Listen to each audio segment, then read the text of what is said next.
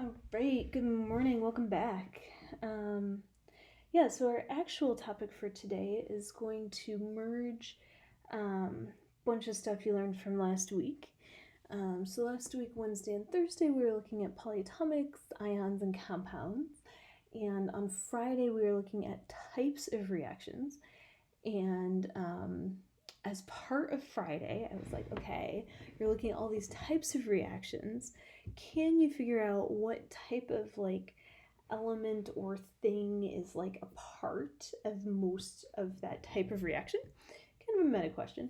But you may have noticed that some of those types of reactions were more likely to have polyatomics than other types. Your single replacements often have a lone metal that goes out and replaces another lone metal.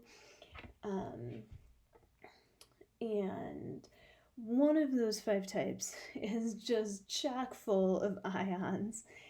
And what we are going to do today is you're going to predict those products. So the type of reaction we're looking at is double replacement. And we will review what that means, so don't worry.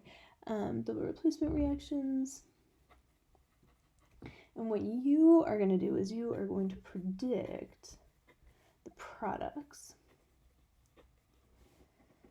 All right, so I'm going to give you some set of reactants. You know these are double replacements, so you know that there's going to be 2 reactants. They're going to react together. They're going to form something new. It's a double replacement. You're going to have 2 products. Okay. Last week we said something like, let's say this is I messed this up. These are all, the polyatomics play a big role in these. These are all ionic compounds. So you're going to start with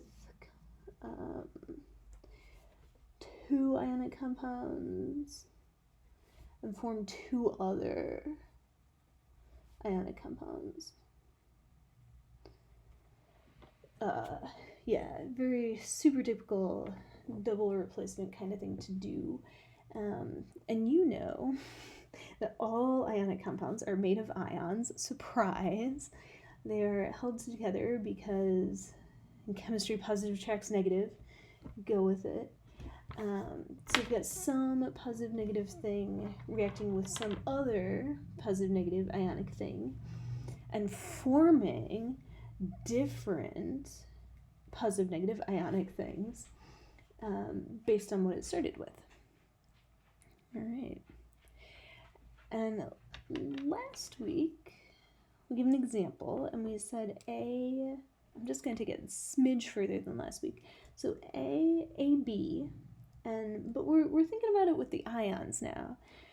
We're going to say, okay, that's fine, AB, but we also know that since this is ionic, that A is positive, that B is negative. I'm going to react with another ionic thing. So you've got some positive thing. These are generic letters here. Some generic positive ion, negative ion. This is a completely generic example. I hope you can see these are different colors, maybe. Hope that kind of, we're gonna go with it. These are different colors. So those are your starting things. Last week we mentioned that we're going to form ionic things. This positive is going to go react and bond with this negative. This positive is going to react and bond with that negative.